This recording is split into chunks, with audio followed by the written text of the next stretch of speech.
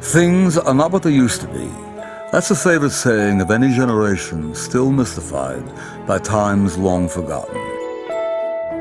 Come to think of it, there really hasn't been a time in history where man was happy with the present long enough to even appreciate it. We romanticize the past, we dread our present, we fear the future. Yet each particular time, anyone, whether they've lived through the age of the Roman Empire, the Renaissance, the Middle Ages, or even today, each present time was never the perfect time for those living in it. And that particular present then became some other future's perfect ideal dream age. So there's a certainty that even back during the caveman days, at one point, one caveman said to the other, "You know, back when the dinosaurs roamed the earth, that must have been fun. Why couldn't we have been around back then?" Now that's quite a concept. It says a great deal about our psyche. Whoever came up with our DNA must have been asleep when the definition of happiness or gratitude was being given out, because the shorter end of the stick of happiness is what we're mentally stuck in. And the bare idea of happiness, well, that's changed through time for most of history.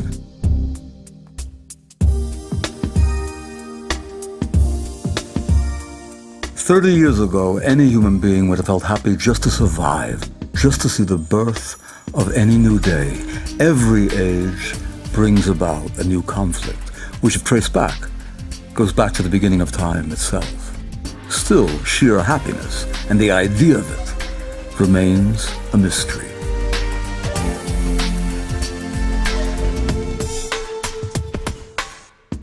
Why can't we all remember our youth, what it was like to be a child? That kind of happiness seems like a memory of a memory, of something we kind of recall, a time we'd like to have back, but can't, because time takes our experiences, and memories are all we're left with.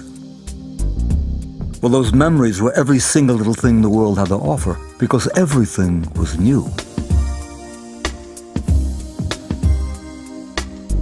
Maybe as adults we forget that some time ago the world did feel new. And now as we grow older, we are old. The world feels old, it feels worn down, bored. The excitement of it slows down. We have to remind ourselves what happiness is like. But are we happier today, all of us, living now, in this age? Is this age the best there is? The best it's ever going to be? Because the measure of this age's success is defined purely through technological advances. And have we as humans grown with it? Or is technology the only thing that is advancing and not us?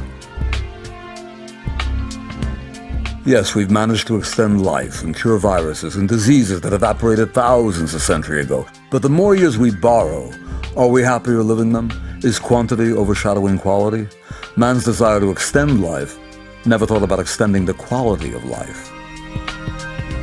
100 years ago, a man was happy if he lived just to see his old age, as few ever did. Today, we read self-help books. We watch TV shows that teach us how to feel happy. There's an entire culture dedicated to teaching us, the supposed lucky ones, how to stay happy, how to be happy, as though there's some magical map that will show us the way.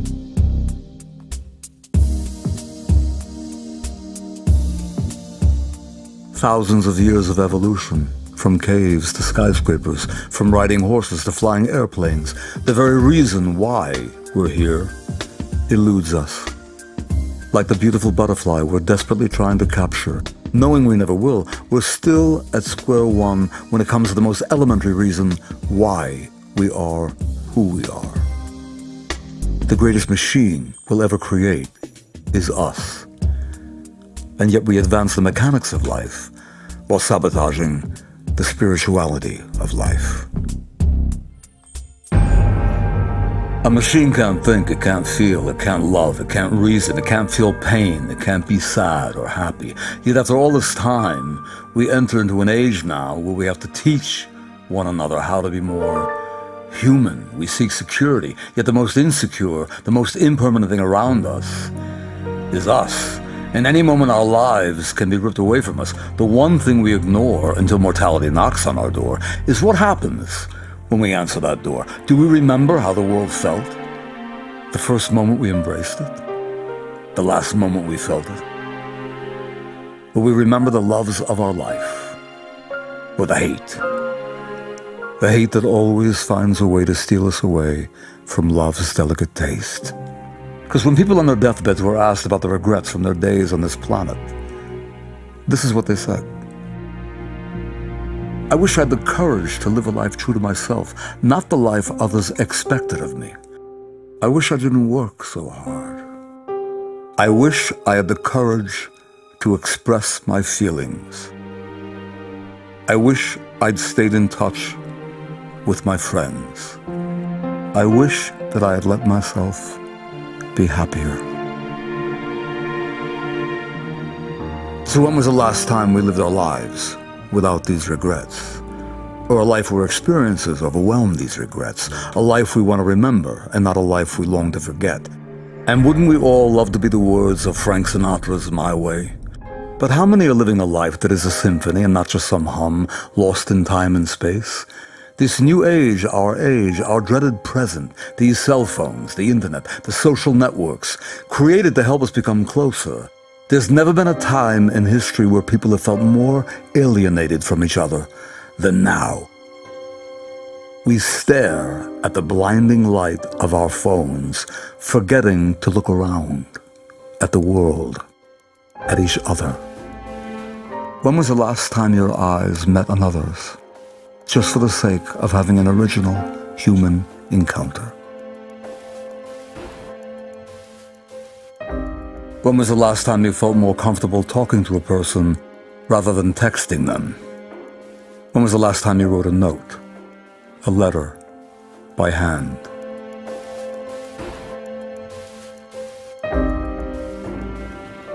Behind this virtual wall, we keep away the best of what we once were. We walk around with headphones to mute out the world. We take photos we never develop. We grow a desire for a life lived publicly and not privately, as anything that's public is deemed important. Anything that's not might as well be dead. So we cater to this exterior, this facade of life, this religion of a new age, this flawless outside, and project this vision of happiness, despite growing cold and distant on the inside. So it's no surprise people turn to self-medication to warm the iciness surrounding this kind of life. It's as though we've become an observer of a life and not an active spiritual participant in it. And religion, which perpetually keeps us from jumping off the roof, our spiritual guide, whatever the religion is, even this, in this new age, has remained the tool used to divide us, conquering any reason to justify hate. If religions were given to us to make us strive for a deeper spiritual meaning to our lives, as a metaphorical justification for anything that happens to us, then the number of people who would have jumped off a roof due to the lack of any religion versus the number of people killed because there is religion would have to be a number so lopsided we'd have to wonder what in the world are we believing in? And who is to blame? The so-called God we've never seen or heard from? Or is it us? This collective guilt of every man and woman in history, because after all, he sent us his son. What did we do? We killed him, and now we worship him.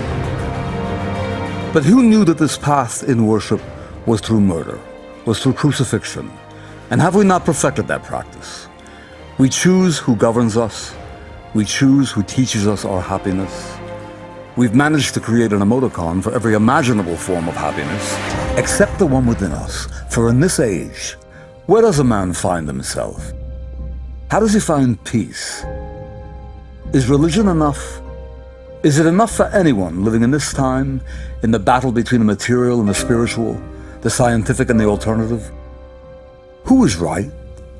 What is right? How does a person know where to turn? To whom to turn? How?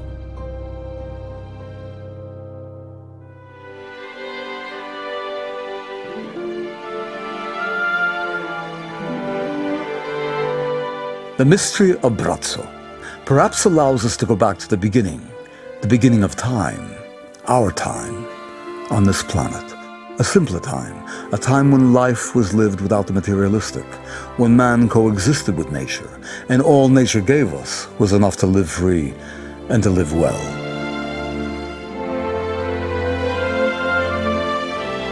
His name is Josip Gerbovac, but he is simply known as Braco, which translated from Croatian means little brother.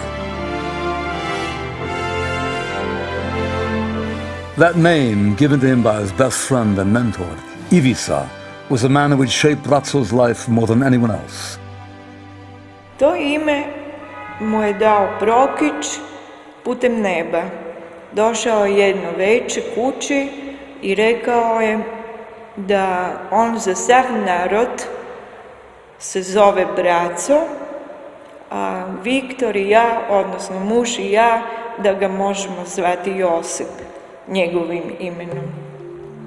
I Prokić je rekao da prije sat vremena dobio poziv iz neba da je on Braco, a da mu je on odozgora kum.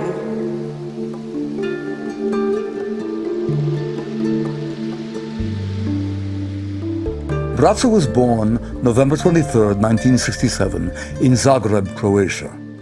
Crno dijete sam rodila, kao da je crnac. Imao je crnu dugu kosicu, plave oči. Jako lijep. He was the only child of a well-to-do family. His father ran a successful business that gave Braco and his family the financial security so desired in today's money-hungry society. Yet from an early age, Braco looked to nature when wanting to find peace and tranquility. He spent hours surrounded by nature, by himself. It was the one place that gave him a sense of purpose and peace. Dobar je bio student i u to vrijeme je vrlo često odlazio u Maksimir. Uzeo bi knjige, tamo bi učio kod Trećeg jezera. Svaki dan bi bio u Maksimiru. Imao jednu svoju crtu. Njegova crta je u stvari bila samo odmjerenost. Išli smo mi i po tim diskačima, lovili komade, bili na brodovima, simo tamo, ali on je uvijek imao tu jednu dozu odmjerenosti. Jednom prilikom meni on veli idemo na otvoreno prvenstvo u disko plesu, a tada je to bilo dosta bitno zato što sama scena je bila drugačija. Mi kao momci morali smo nešto i pokazati na tom plesnom podiju. On je osvojio 3. mjesto u disko plesu. To je bilo čudo. Braco received a master's degree in economics at the age of 24 from the University of Zagreb. Soon thereafter, he follows in his father's footsteps. Launching his own business venture, the business quickly becomes a success. But as successful as it becomes, Braco finds little satisfaction in the so-called security of the materialistic, and his desire to seek the spiritual meaning of life grows furthermore.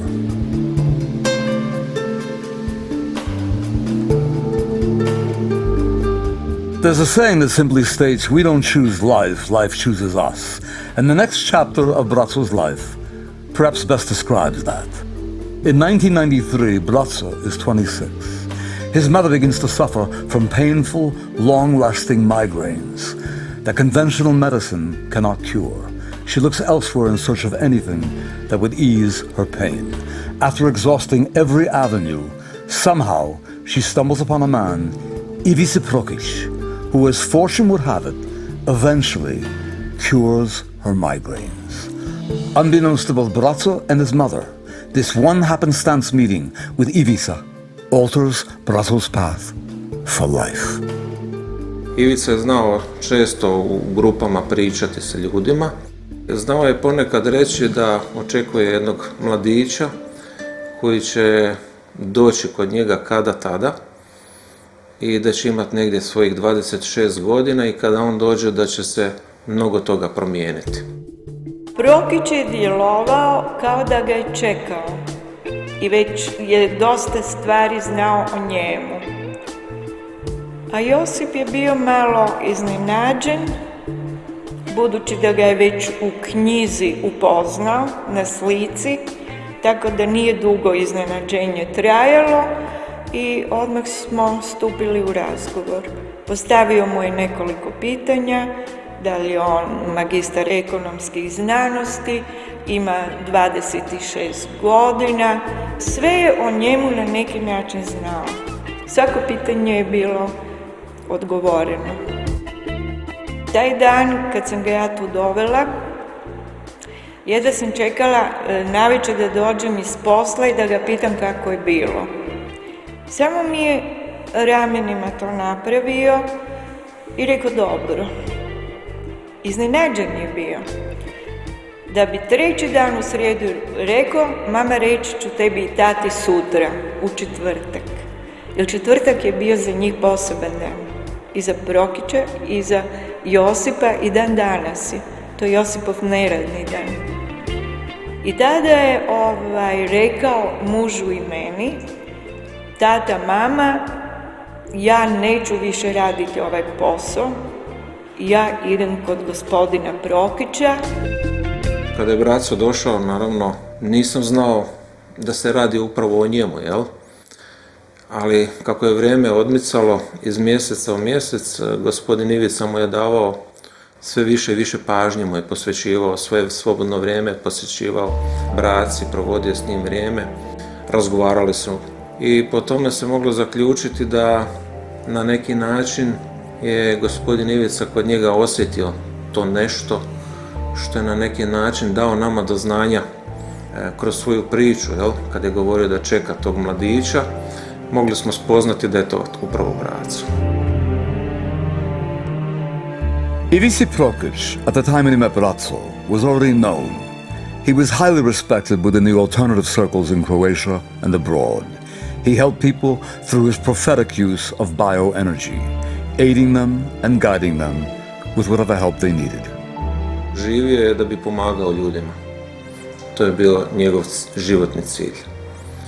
Jednostavno divimo se jer je imao obitelj, znači ženu, djecu, ali prvenstveno su mu bili glavni ljudi koji su dolazili kod njega i obraćali su mu se za pomoć. As soon as Ivica met Braco, he knew. Braco had something special, something extraordinary within him that Braco himself didn't know he possessed. Their friendship, a kind of brotherhood, began immediately after that, and as a sign of their bond, Ivica gives Braco the name everyone will know him by thereafter, calling him Braco, little brother. And as only time could tell, little did Braco know, he was about to embark on a journey taking him further into the realm of spirituality than he ever imagined it would, carrying on a mission begun by Ivica.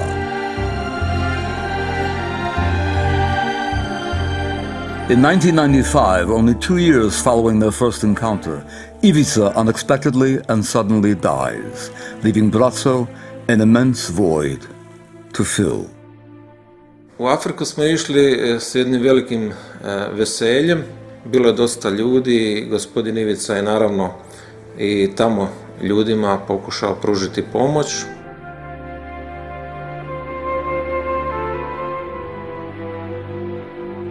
Išli smo se kupati na jedno određeno mjesto koje se zvalo Santa Lucia. Vrijeme je bilo toplo i gospodin Ivica je odmah rekao idemo se kupati, a ovi kad ostali dođu, neka dođu. Despite being a terrific swimmer, after getting struck by a large wave, Ivica drowns. Izvukli smo ga iz mora mada je bilo teško radi valova. Došla je policija, liječnici i ustanovili su smrt.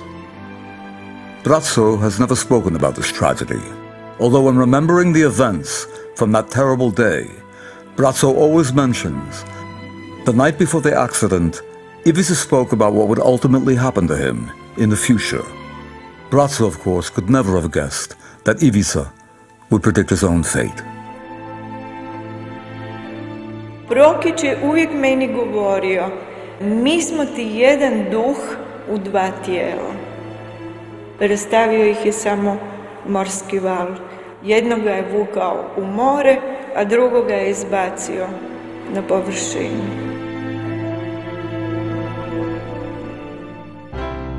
Countless people flocked to Braco's side, telling him he must continue on Ivica's good work.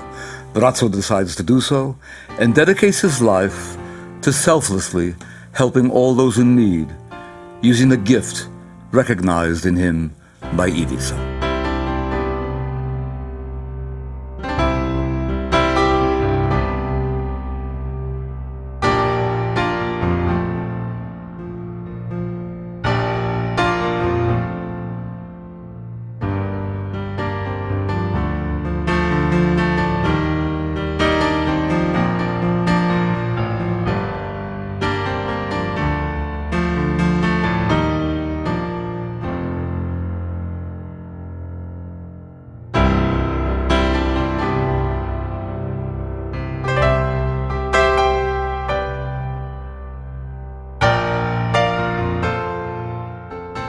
I was all my life a fully committed skeptic. If I couldn't feel, touch or see something, I didn't believe in it. And my mother at that time had full dementia and a broken pelvis. And we really just gave her a few days to live.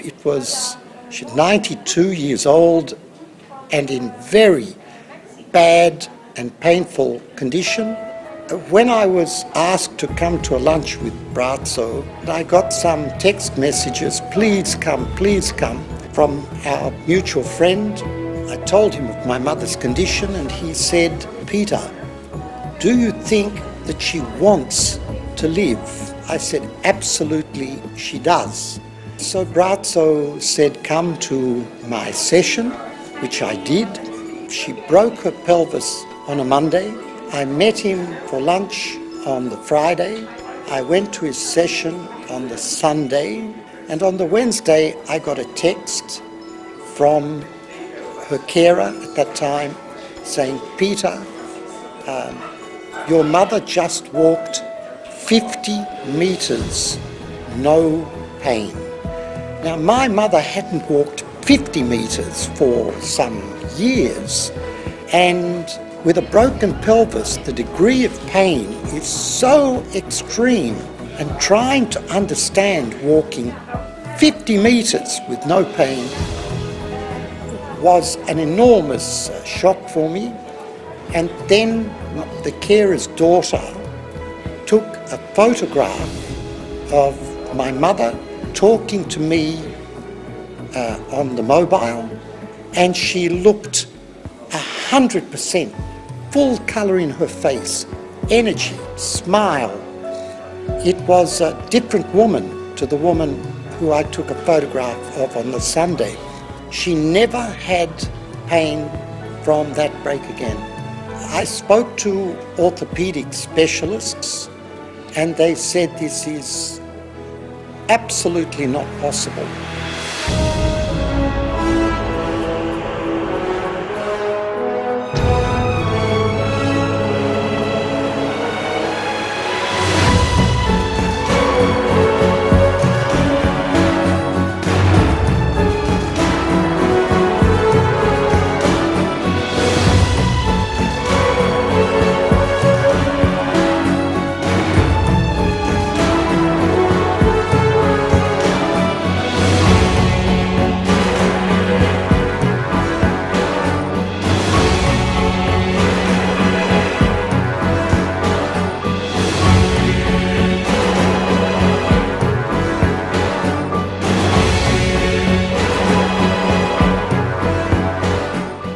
Braco's gaze. It's called just that, a simple gaze, no more, no less. It's not easy or simple trying to describe something as easy and simple as a mere gaze, but there are countless witnesses who account for its power. We can't see, we can't touch love. We feel it inside us just as we can't see God, but we know He exists inside us. This gaze is an example. It's something that can't be seen or held. It doesn't exist in the physical world, but in the infinite one, the one inside our hearts, held deep within the belief that there's more to a single life to us than what we aspire to in this physical world.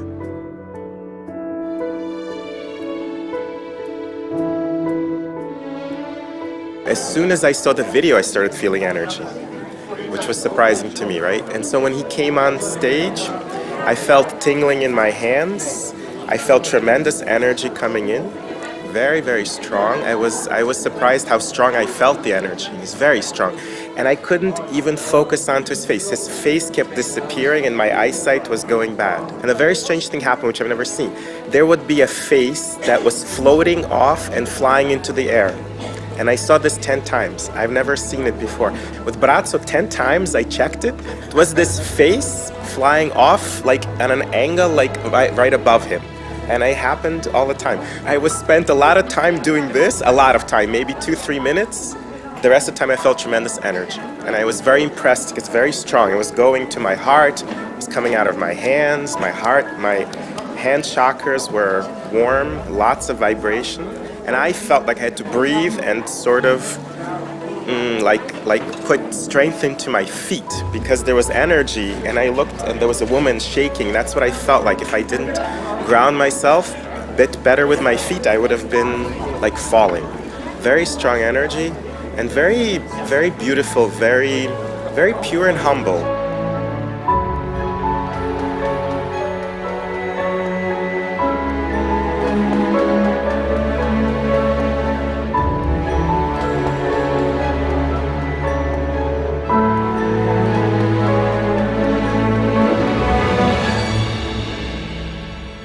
I have seen Braco live in the gazing on 3 separate occasions in Australia, in Zagreb, and now in Amsterdam.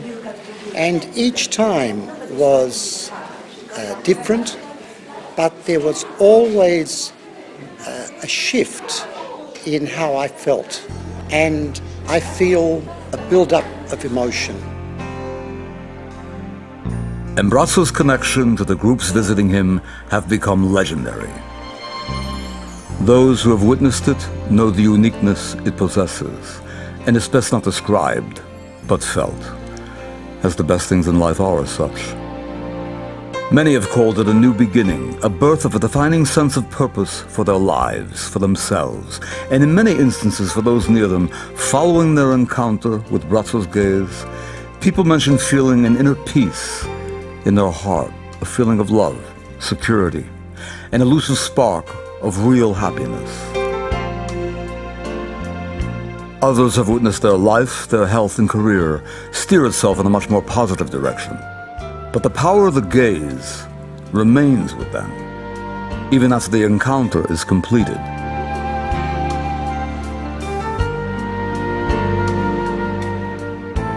Često puta sam spominjao u mojim nastupima da je najveća vrijednost i najveća snaga koja se tu događa vjerovanje ljudi u Bracu. I onda se čovjek sjeti one riječi Isusove, ne ja, nego tvoja vjera te je izliječila. Ljudi Braci vjeruju. Sada je pitanje kako su oni dobili tu vjeru prema njemu. Tu vjeru su dobili upravo zahvaljujući Bracinoj ličnosti. Najprije sam nastup Bracin je Braco gleda i Braco šuti. Ja sam nazvao taj njegov način pristupa budnom tišinom. Mnogi mudri ljudi su rekli da se najpametnije riječi mogu reći šutnjom. Charisma is something that back to the Greeks, it is a quality that you have that, how can I put it, that you shine. Charisma is a plus, it's something that adds, but charisma is something that is unique. I thought a lot about what I'd like help with in my life, and I wrote a very long list of things that I'd like to change for the better. Not so much physical things, but more spiritual things, emotional. When I met Braco's gaze for the first time, all these things that were just swirling in my mind, my intellect was trying to figure out how I would gain new things, my mind just stopped. All of a sudden, I was in this silence of Braco's gaze, and I felt something filling me. I mean, I could physically feel something taking place in my body, and I felt like pieces of myself that I had lost along the road of life were simply brought back to me. I felt a new sense of wholeness, a sense of strength that I had really been missing before, where I felt I could accomplish things at a level that would make a difference. So it gave me a new sense of purpose. Ključni element pri liječenju stav čovjeka, optimističan stav, da ima neki oslonac, da ima, a vjera je jedan od tih oslonaca, i da to pomaže. Tu rostro ya no lo alcanzaba yo a ver, se desdibujó, ya no podía percibir sus facciones, solo era esta energía tan hipnótica y tan amorosa. Mucho amor, no me dio tristeza, pero él de repente me cambió, empecé a ver otra cara y lo vi casi como la cara de Jesús. Este fenómeno fue estudiado por científicos de todo el mundo, ¿no? Y han esbozado diversas teorías y explicaciones, sobre todo buscando qué es lo que sucede después de que Braco mira a la audiencia, es decir, cuáles son las transformaciones, qué sucede después, ¿no? Y estas exposiciones pues, han incluido profesionales de la salud de todo tipo, científicos, médicos, etc. Y todos coinciden en apuntar que sin duda alguna este hombre tiene un don extraordinario. Braco never speaks or touches anyone during the encounter. He never makes a diagnosis or provides treatment for anyone who is seeking treatment. His gaze is his gift to the world. Those who accept it feel the energy and the power released by it. Braco never asks or demands financial compensation. What anyone chooses to leave as a gift for him does so out of their own free will. If there is a symbol which best describes Braco's gaze, it is the sun, the eternal symbol of life without which all life as we know it would not be possible, a beacon of endless energy and light. But the sun is something Braco dreamt about, and dreamt he could actually put in a physical form, to remind all those who have witnessed his gaze the very dire importance of our sun. That's why he created a sun symbol pendant. Even the room where Braco's gaze is encountered is adorned with a symbol of the sun, specifically made for that room. I had a stroke last year on October, and doctor said that I won't be able to speak for the rest of my life. I want to watch a live streaming of Braco gaze. And because of his gaze, I'm talking now. I came because I had terrible sciatica, and it was getting so bad that I couldn't sleep. And then I saw Braco, only live streamed, and from that night forward, I've been able to sleep all through the night. I can roll on both sides. I got my mobility back, and the pain is gone. Braco's gaze has seen him visit numerous countries, from as distant as Australia to the US, Japan, Russia, Bali, almost every country in Europe. His popularity over the last 20 years has grown rapidly. There are not enough days in the year to satisfy the requests for Braco's gazing sessions. At the United Nations community event in New York, Braco was awarded the Peace Pole Award. And the year 2006 saw a record number of people witness his gaze at the World Congress of Paranormal Sciences in Switzerland. Can your pain and your problems disappear with a simple stare? The media has also taken notice of Braco and his gaze. There have been countless news reports about the mystery and phenomena of Braco, all unanimous with praise in regards to the power of his gaze. Нет, не разочаровалась. Мне кажется, легче стало. Болела голова, перестала. Меня очень сильно беспокоила нога. Очень сильно ревматизм. Я иду, просто иду. I was getting ready. I had wrote my obituary and said goodbye to my children. And so I tore it up last night. And you're walking around today for the first time without using a wheelchair in a while? Yeah, yesterday was the first day. Yeah, and that's because of the energy I got from this young man. 1 week after our Los Angeles event, I got this text. Great news. I just spoke with Michelle Kearney, and she received the MRI report. Her brain tumor had shrunk more than 80%. The doctors are totally amazed. Michelle attributes the miracle to Braco. Testimonies which continually come in speak the truth about their encounter with Braco, how he has altered or changed their life. His gift has been welcomed by every culture and religion, as the purpose of Braco's gaze is the betterment of each person's life, their health, their spiritual well-being, and their unique place in the world. Sigurno postoji ta neverbalna komunikacija između ljudi koja ide preko tih elektromagnetskih polja. Moguće je da netko ima puno jača ta elektromagnetska polja. Poznato je da je Tesla imao. Njegov prijatelj Mark Twain da je dolazio često u Teslin laboratorij jer je imao nekih zdravstvenih smetnji i kad je bio u Teslin laboratoriju njemu su te smetnje prolazile. This ability to connect with nature, with the sun, with all life and this boundless energy surrounding us is what continuously drives Braco. His selfless goal in life is that all those who seek a higher purpose to the mundane find his peace that he himself lives by. And with this encounter, there is no higher goal than just helping others.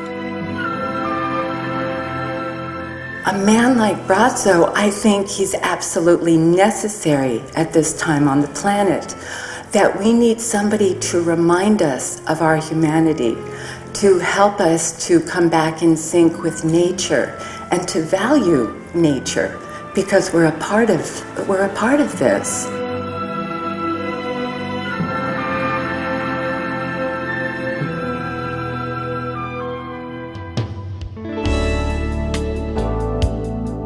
In Braco's spare time, he most enjoys spending time with his wife and their young son. As family to Braco is the foundation he holds most dear to his heart. Love, family, friendship, peace, tranquility. Those are the words Braco finds holy, and all those who know him can attest to it. His boundless energy and his childlike interest in the world, which never falters, is always present. The excitement this world gives Braco is something he hopes all will live by.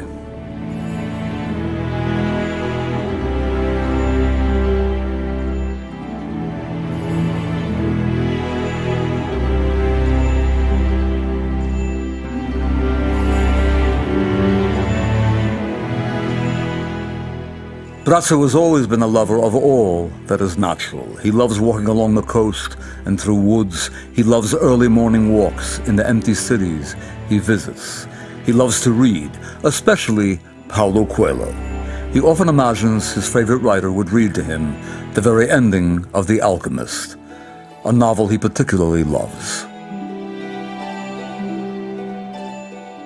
It is true. Life is really generous to those who pursue the personal legend, the boy thought. Then he remembered that he had to get to Tarifa so he could give 1/10 of his treasure to the gypsy woman as he had promised. Those gypsies are really smart, he thought. Maybe it was because they moved around so much. The wind began to blow again. It was the Levante, the wind that came from Africa. It didn't bring with it the smell of the desert, not the threat of the Moorish invasion. Instead, it brought the scent of a perfume he knew well, and the touch of a kiss that came from far away, slowly, slowly, until it rested on his lips. The boy smiled. It was the first time that she had done that. "I'm coming, Fatima," he said.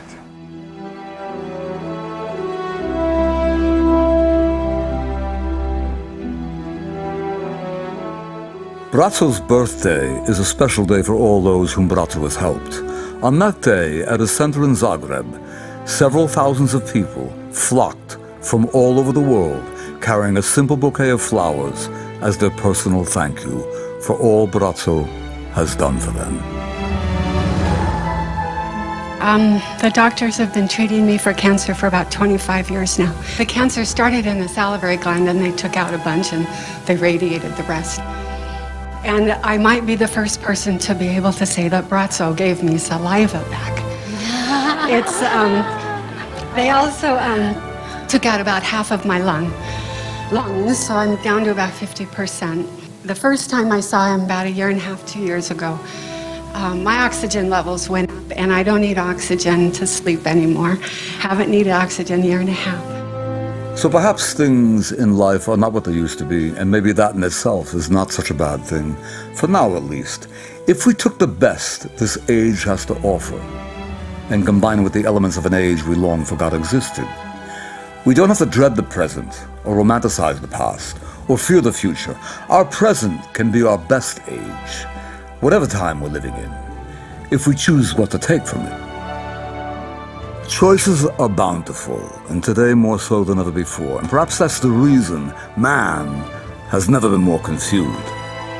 Ja mislim da je problem u tome što je čovečanstvo znanstveno-tehnološki strahovito napredovalo.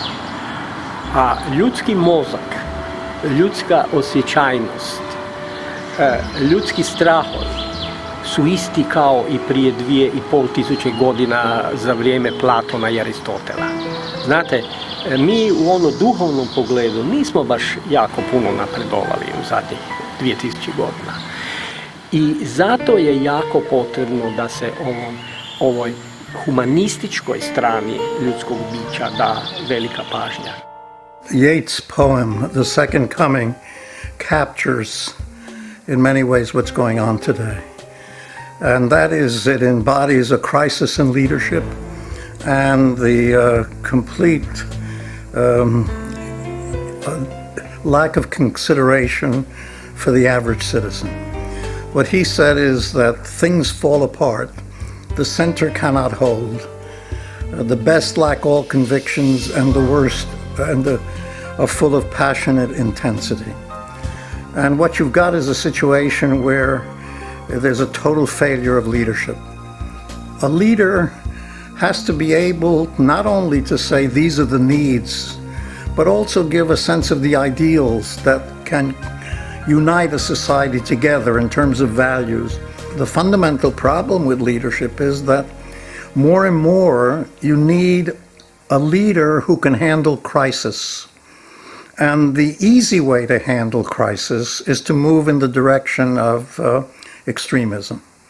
In other words, the leader has to say, I can handle this crisis by being very strong, by being authoritarian. and we need we need resolve. We have to do these things with power, and that becomes the ideal. That's the first thing. But the second thing, which in some respects is even more dangerous, and that is that a leader has to have an enemy. I will protect you from the enemy. And then what you have is a leader not simply saying this is what I am, but to vilify the other.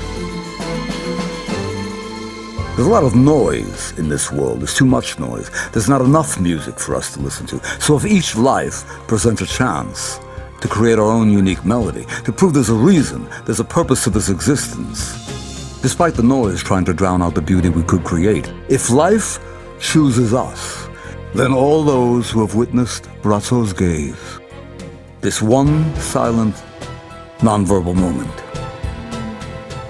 then we choose to see the beauty of simplicity, the beauty in the sound of silence, when all is quiet, when the heart is open, when miracles occur. We have a task to actually rehabilitate the fundamental teachings of all these religions in a way to say to these religions, you have tremendous power, you have billions of people following you. How can we work together as religious individuals for the good of all, for the good of humanity? See, in the past, it was always, I'm right and you're wrong. My religion is true, your religion is wrong. That won't work anymore. Now we have to say, how can we say we're all right on certain levels, and so that our people will feel that there's a greater, there almost has to be a kind of a universal invisible church, a kind of a universal religious person who says, my religion is a religion that embodies love, that does away with hatred. Braco is a unique force in this world. Something chose him to be this in this life for the people, to help them to better their lives, to help us to come together more as a species, and to advance our world spiritually, to emotionally, psychologically, not just technologically. Braco je kroz svoj život izgradio sebe, da je ušao u svoju dubinu, da je našao smisao života, da je našao ljepotu svoga rada, da je osjetio uopće zašto postojimo, da postojimo zato da bismo bili sretni. Sreća je zapravo smisao života zato jer je sreća sklad. Ako sam ja u skladu, onda i cijeli svemir je u skladu. Ja onda skupa s njime zajedno radim nešto što se zove svemirski sklad.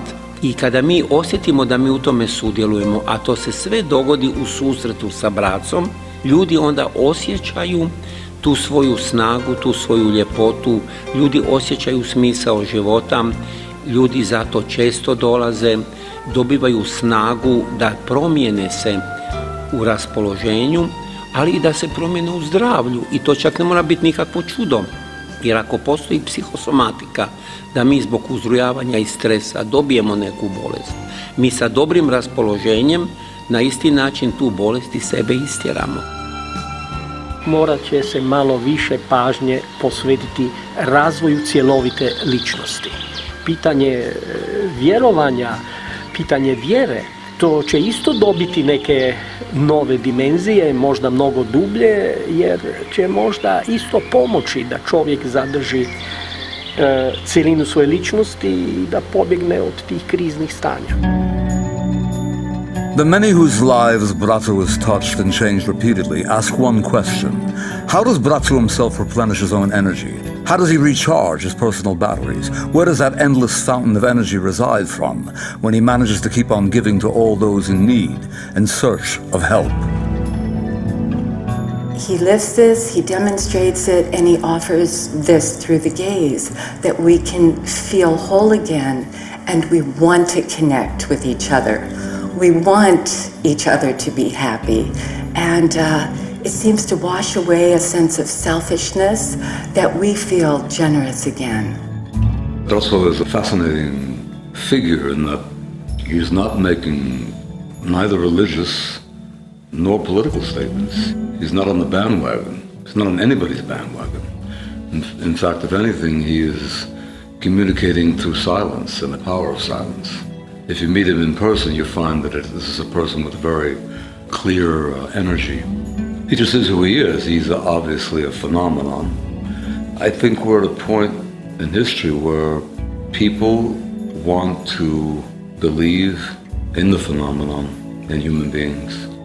People have a kind of a hunger for silence. They have a hunger to somehow be in touch with their true self. Amos has a beautiful passage. He says, there's going to be a hunger and a thirst, but not a hunger for bread or a thirst for water, but a hunger for the Word of God. And that Word of God, if you look at 1 Kings 19, is a voice that is silent. God speaks to you through silence, but you have to be willing to listen in silence. Without silence, you're not going to hear it. Maybe he represents that. Some say, how could a mere gaze help?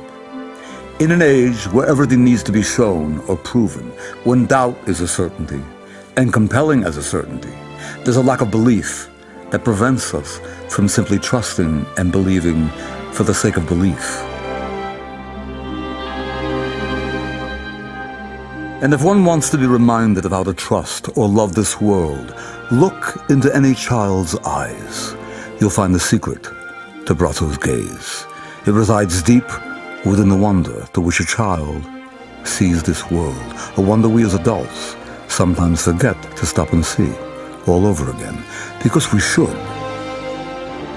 And if life, when all is said and done, in all its beauty and fury and madness, were to be just a film, we'd have to watch again after we pass on. Let's make it the best film we've ever seen.